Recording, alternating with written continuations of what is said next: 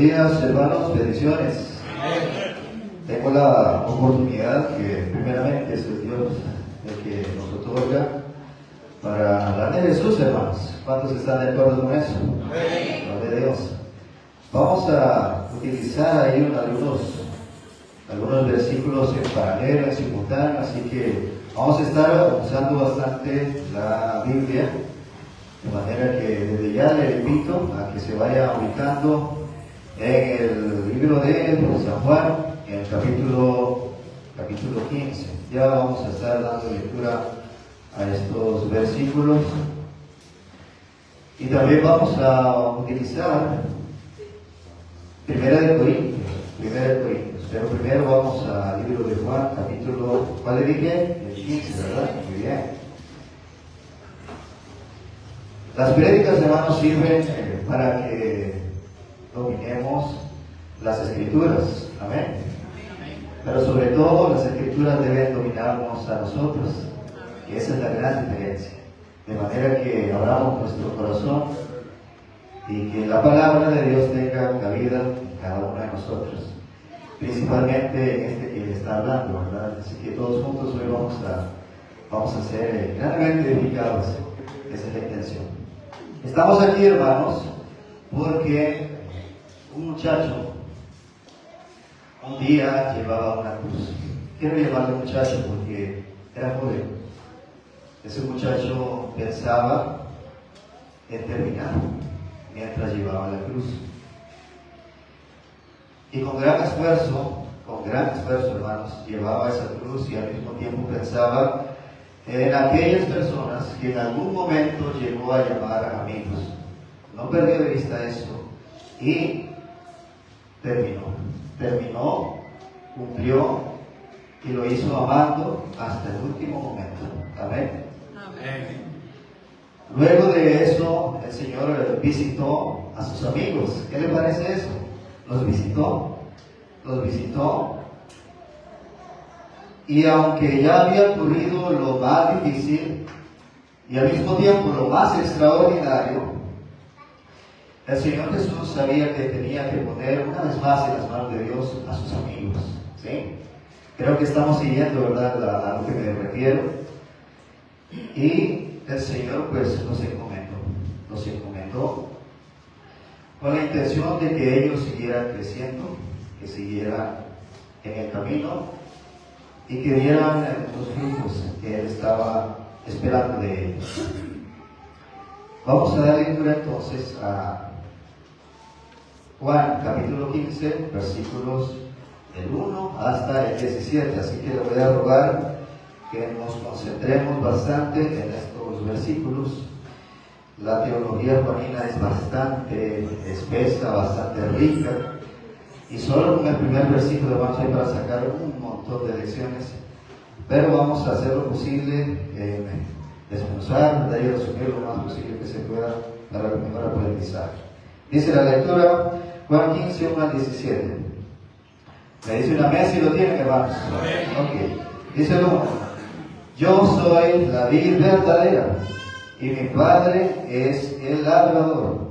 Todo pámpano que en mí no lleva fruto, lo quitará. Y todo aquel que lleva fruto, lo limpiará para que lleve más fruto.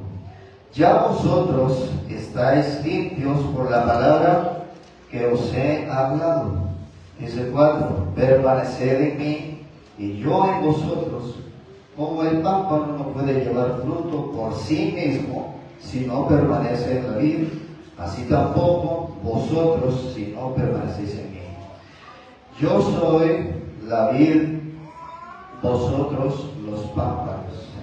Y aquí empieza ya lo gran, interesante. El Señor Jesús ya no solo separa, es decir, el yo soy la vid y el Padre es el pámpano, sino que ahí junta Él como la vid y a sus discípulos como los pámpanos. Dice, yo soy la vid y vosotros los pámpanos. El que en mí permanece y yo en él, este lleva mucho fruto, porque separados de mí mucho podéis hacer. Así dice, ¿verdad? Dice, nada podéis hacer. Dice el versículo 6, el que en mí no permanece será echado fuera como pámpano y se secará, y los recogen y los echan en el fuego y arden.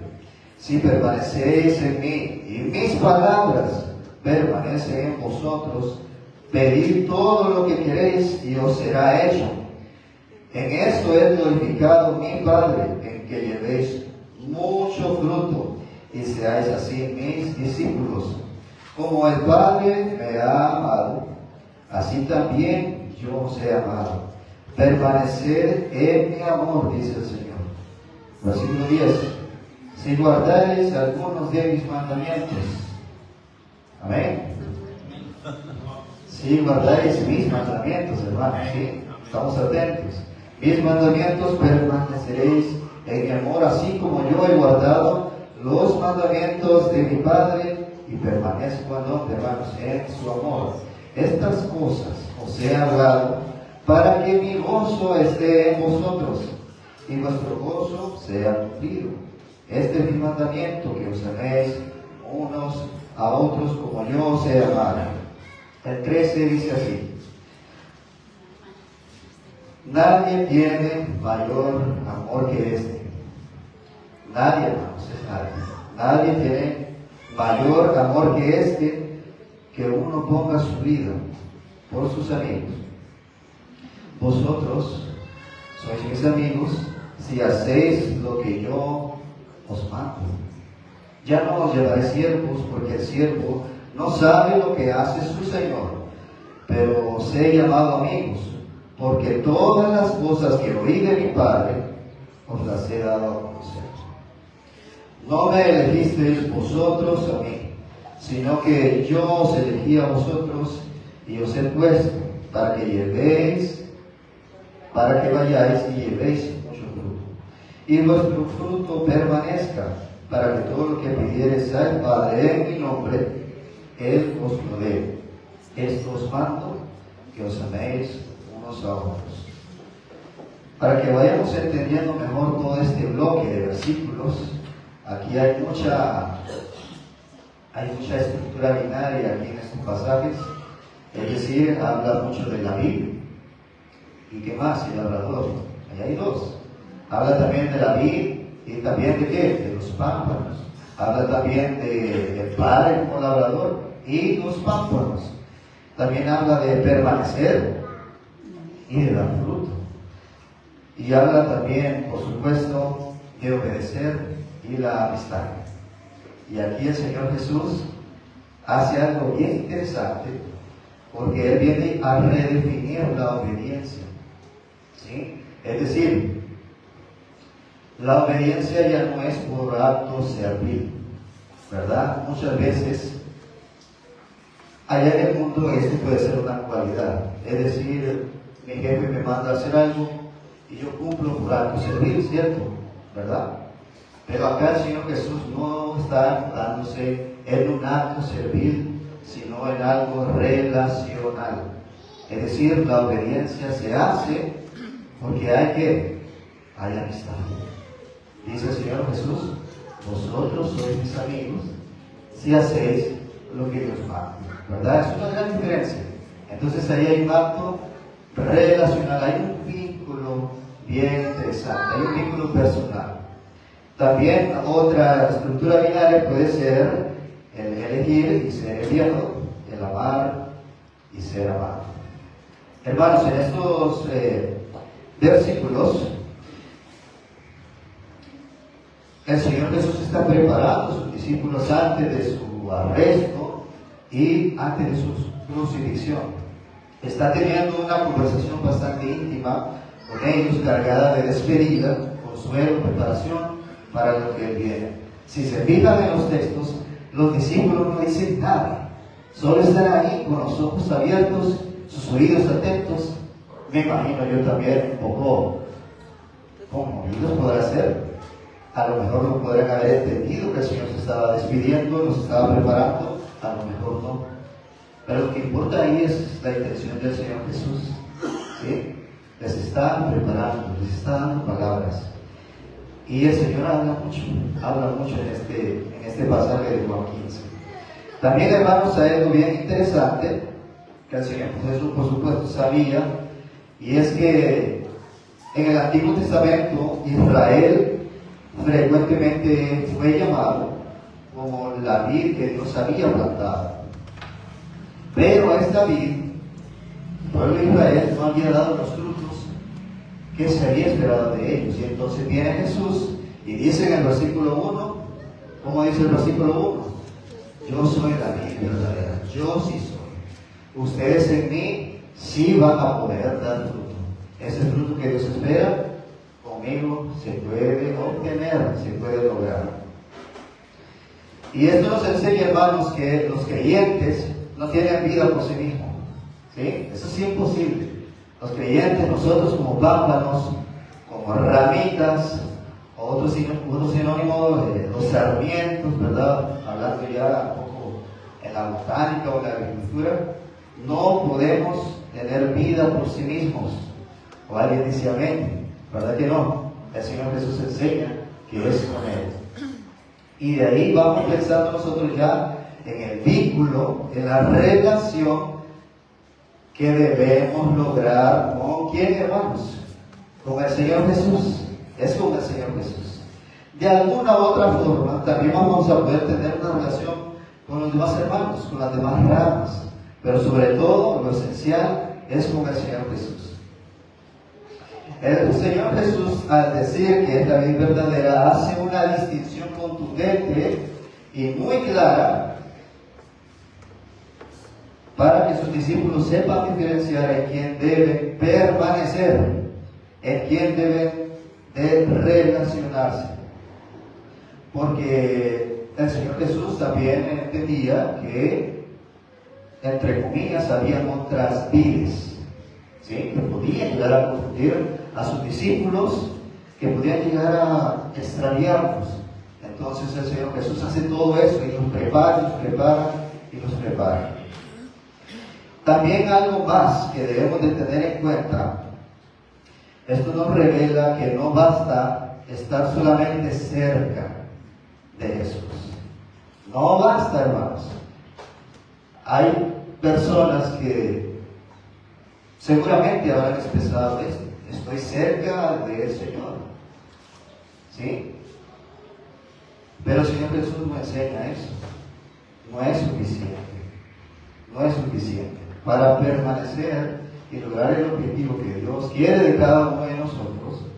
No es suficiente con estar cerca, debido a que, según la metáfora o la analogía que Jesús utiliza, pues debemos de estar injertados en Cristo. Solo así, solo así. De manera que, si recordamos también ahí un poco lo que había mencionado anteriormente de las estructuras finales que contienen estos pasajes, ¿verdad? El obedecer no es un acto servil, es un acto de revelación, es un acto vínculo de uno y del otro. Si se fija también en los versículos, explica con claridad que si usted permanece en Jesús, Él también lo hará con usted. A veces nos confundimos y pensamos que hagamos lo que hagamos, que el Señor siempre va a estar con nosotros. Pero el Señor enseña que no. Tienes que permanecer en mí, te enseña el Señor. En mí, y yo así voy a estar en ti. ¿Ok? ¿Así ya está ahí? ¿Ok? Entonces avanzamos, hermanos. Avanzamos. Le dije también, Primera de Corintios, vamos a utilizar ahí otro pasaje simultáneo. Primera de Corintios, capítulo 1, versículos 26 en adelante.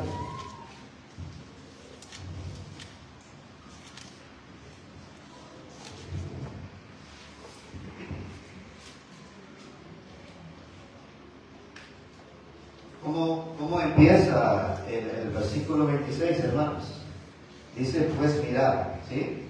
Mirad, hermanos. Mirémonos aquí nosotros también, hermanos. Mirémonos. Hagamos un poco ahí el ejercicio, ¿verdad? Mirémonos, hermanos, dice el apóstol.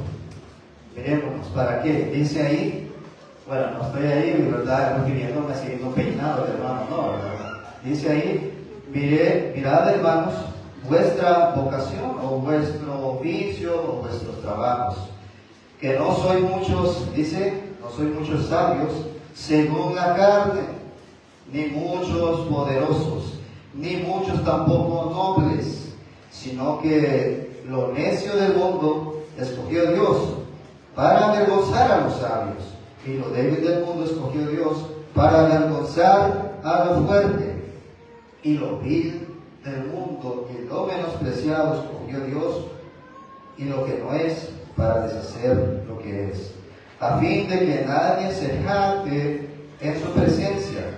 Y mire el versículo 30, mas por él estáis vosotros en Cristo, el cual nos ha sido hecho por Dios sabiduría, justificación, santificación y redención. Dice el versículo 30, mas por él estáis vosotros en Cristo. ¿Sí? A estos hermanos se les estaba recordando que no era necesario el reconocimiento tal vez de esta vida o los logros de esta vida. Si tiene escuela o si no tiene escuela. Si tiene un buen trabajo o si tal vez no tenga tan llamativo, tan sofisticado. El chiste ahí es que el Señor, por medio del apóstol, llama a los hermanos a que se olviden un poco de eso, que se miren entre ellos, porque lo que más interesa es que permanezcan en la vida verdadera. Y de esa forma ellos van a ser utilizados, de esa forma ellos van a poder entregar lo mejor de sí para el beneficio de su comunidad, para el beneficio de la iglesia a la cual pertenecían. ¿Sí? Esto tampoco quiere decir que si alguien tiene un nivel intelectual dentro de nosotros, no quiere decir que no lo vamos a tomar en cuenta, ni tampoco quiere decir que el que tenga analfabetismo también lo vamos a poner a hacer todo, ¿verdad? Creo que se entiende bien eso. El interés ahí es el espiritual de la persona, la disposición a permanecer. Porque los que se separan son echados como. Son echados fuera, dice Juan capítulo 15. Eso no me sirve, dice el Señor. No me sirve. Entonces, tengo acá algunas menciones de ejemplo de personas que fueron utilizadas y que no tenían ese estatus a nivel de sociedad. Voy a mencionar acá a David. ¿Sí? Conocemos la historia bastante de David. En su momento, su propia familia lo menospreció. En su momento, su padre no lo incluyó en una reunión donde Saúl, creo que fue, necesitaba de hombres. Por cuestiones de tiempo, solamente voy a citar acá 1 Samuel 16, versículo 10 al 12. Isaí presenta a todos sus hijos, pero Samuel le dice que falta uno, este era David, y no fue incluido, lo menospreciaron. El papá creía que no era suficiente para estar allí en esa situación con los demás hermanos. También los discípulos mismos, hermanos. Los discípulos eran pescadores sin formación rabínica, eran personas sencillas. Otro ejemplo más, y esto no es una persona, es la cruz. Es la cruz. La cruz fue un símbolo de vergüenza, un instrumento de humillación total. Y fue utilizado eso para convertirlo en algo relacionado con la redención. Imagínense ustedes. Otro ejemplo de lo débil, lo necio, lo que la gente puede menospreciar. Mire bien este otro. María era una joven humilde y fue elegida para que su vientre se considera el Mesías. Y esto lo puede leer en Lucas capítulo 1, 26 en adelante. El ángel anuncia a un joven de Nazaret sin renombre ni estatus, que sería la que iba a conseguir al Hijo de Dios. Y tengo otro más, a Moisés. A Moisés dice la escritura en Éxodo 4 que era tartamudo y temeroso. ¿Sí? Imagínense, todas estas personas en su momento podría decirse que llegaron a ser pámpanos. Ellos de algún modo llegaron a ser pámpanos. No necesitaban tener el alto estatus de esta sociedad para que la gente los pudiera considerar, ¿no? Ya hay unos versículos para qué los escogió a todas estas personas. ¿Cuál era el objetivo? ¿Cuál era el objetivo? Y en ellos, hermanos, en ellos hicieron grandes cosas. Pregunta: ¿cuántos de aquí creen que somos pámpanos? Hay una gran reflexión en esa pregunta, hermanos. Hay una gran reflexión, hay un gran ejercicio de honestidad intelectual que se hace ahí al responder. ¿Será que nosotros hoy en día somos pámpanos, hermanos? Sí, hay que respondernos. Más allá, mire, cometemos el error de pensar en el hermano, pensar en el otro. Este no, yo lo he visto, este no es pámpano. No nos equivoquemos. Primero piense en usted, reflexione en usted qué ha hecho para permanecer o qué está haciendo también para comenzar a desligarse. ¿Cuáles son los beneficios de una y otra condición? ¿Cuál quiere usted? Permanecer seguramente, porque si estamos acá congregados es por ese objetivo.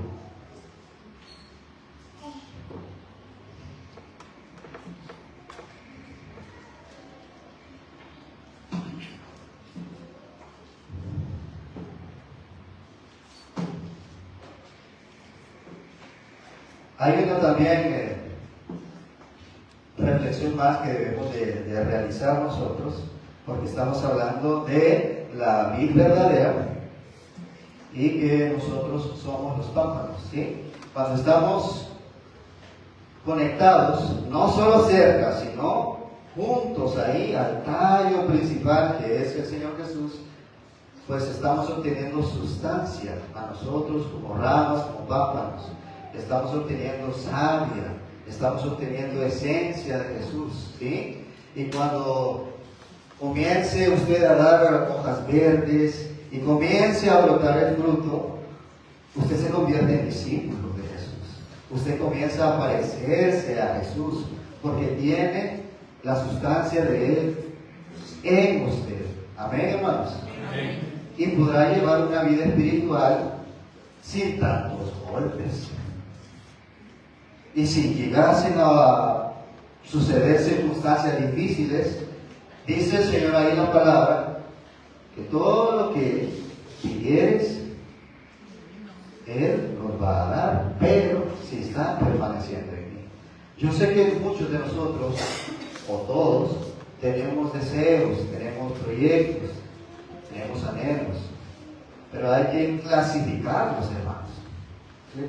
Hay que clasificarlos. ¿Cuáles son los objetivos espirituales que desea usted? Que el Señor le responda. ¿Cuáles son aquellos que también tienen que ver con esta vida? ¿Por cuáles sería usted el primero? ¿Por cuáles hay que correr? En los cuales hay que, más allá de preocuparse, ocuparse en ellos. Creo que entendemos a qué me estoy refiriendo. Es sobre todo a lo espiritual. Porque de otra forma, hermanos, corremos el riesgo de que seamos desechados. ¿Sí? El Señor no juega. El Señor no dijo estas palabras de Juan 15 solo para que estén ahí, sino que Él cumple su palabra, hermanos. Amén.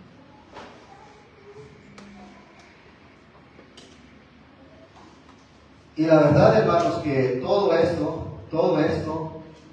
es para que estemos en esa relación, para que estemos buscando el vínculo íntimo con el Señor Jesús. Escuché una frase de un hermano, esto fue en una graduación en Basel, siempre hay un hermano que predica, ¿verdad?, por los que se están graduando, y este hermano decía: hay muchas personas haciendo grandes cosas en la iglesia que no conocen a Dios. Y les decía a los jóvenes que se estaban graduando: Ustedes tienen muchas capacidades para desarrollar en la iglesia, para servir, pero la relación personal con el Señor Jesús no la descuiden,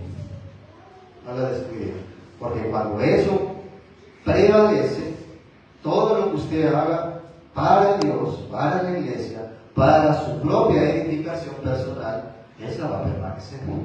Esa, ¿sabe a dónde lo va a llevar, hermanos? ¿A dónde lo va a llevar? A vida eterna.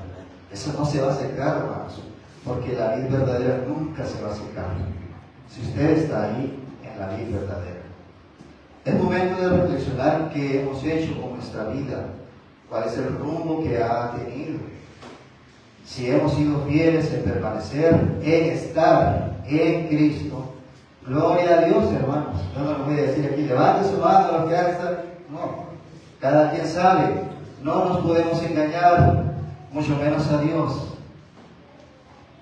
Pero si también está la otra parte, ¿verdad? La otra cara de la moneda.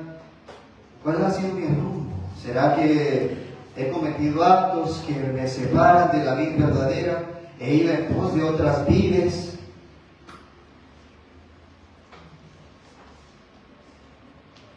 ¿Qué he logrado con eso? Tal vez he logrado éxito terrenal. Pero eso no es lo que sirve al Señor Jesús. En 1 Corintios, está bien, pero no me sirve para lo espiritual, para lo eterno.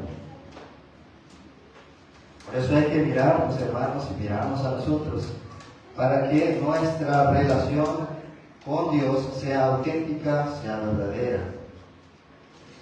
Entre más esté usted permaneciendo en la vida verdadera, o sea, entre más contacto tenga usted con Jesús, va a poder hacer amigo. ¿Cierto? Si en el mundo allá tenemos contacto con personas de constante, en la actividad que sea, llegamos a ser amigos. En el trabajo, ¿verdad? Con los compañeros, estamos en esa misma actividad, logramos amistad. Si hacemos algún deporte, igual con los compañeros de deporte. ¿Sí? Y si estamos en constante contacto con Jesús, pues igual, hermanos, vamos a poderlo conocer mejor. Vamos a saber mejor cómo adherirnos a Él para que el vínculo sea bueno. Miren cómo los llama Jesús a los discípulos. Ya no los voy a llamar siervos, sino amigos. El Señor Jesús es maravilloso, es muy amoroso con nosotros, porque también ahí nos incluye a usted y a mí. Hay un canto que tiene mucha reflexión, más allá de que sea rítmico. Dice, yo tengo un amigo que me ama. ¿Sí? Tenemos un amigo que nos ama. ¿Y ese quién es? El Señor Jesús.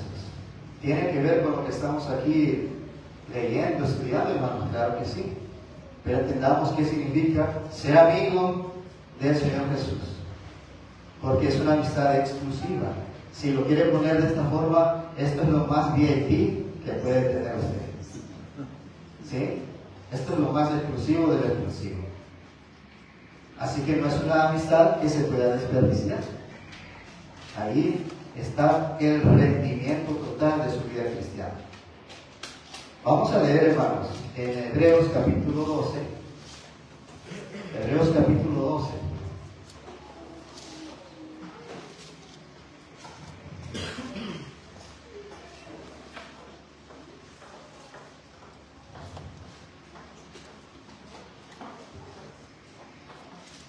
Hebreos capítulo 12, versículo 2.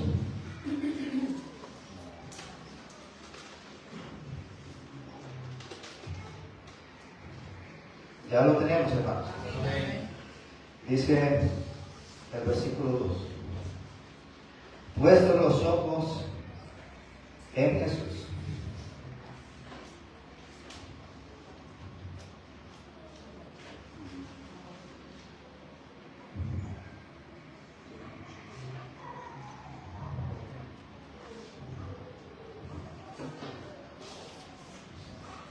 miremos a Jesús, hermanos. Nuestra vida puede perderse en cualquier momento. Y si nos sorprende alguna situación y no estamos así como dice el versículo, vamos a perecer, hermanos. ¿Qué dolor es eso cuando una persona partió de esta vida y no permaneció en Jesús? Dice, puesto los ojos en Jesús, el autor, hermanos, el autor y consumador de la fe, el cual, mire bien, el cual por el gozo puesto delante de él sufrió la cruz, menospreciando el oprobio, menospreciando la gran deshonra, menospreciando el oprobio, y se sentó a la diestra del trono de Dios. Mantengamos nuestra vista en Jesús, hermanos, pero de lejos no se puede, solo es estando en Él, permaneciendo en Él, se puede tener puestos los ojos. De manera que esta invitación es para que todos funcionemos como pámpanos, para que todos desempeñemos esa función espiritual en la iglesia como ramitas y dejémonos podar por el labrador. Que Dios nos bendiga. Amén.